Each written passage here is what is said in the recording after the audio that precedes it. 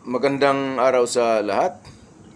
Ito na naman, meron kaming ibahagi tungkol sa usaping batas.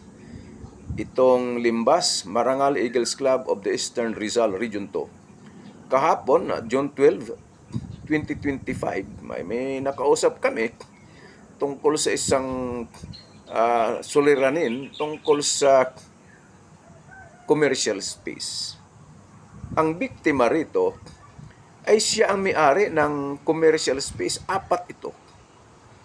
At miyembro siya ng Homeowners Association. Dati, sa maraming kadahilanan, itinanggal siya bilang miyembro ng Homeowners Association.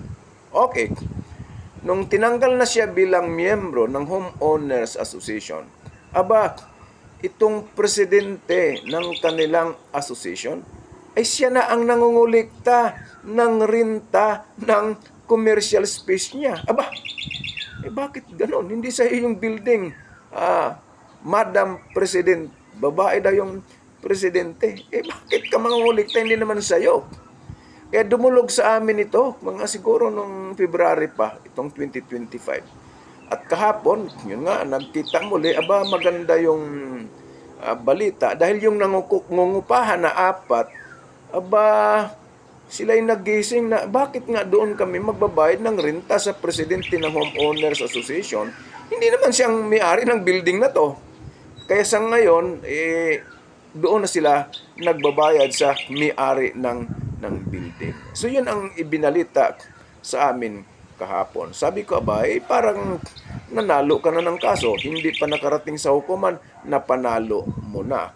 Okay, kaya tingnan natin sa susunod na kabanata kung sasampahan ng kaukulang criminal case itong presidente ng Homeowners Association na para bang inaangkinan niya yung commercial spaces na to. 4 ito. Ba't ikaw mangungulikta ng renta diyan?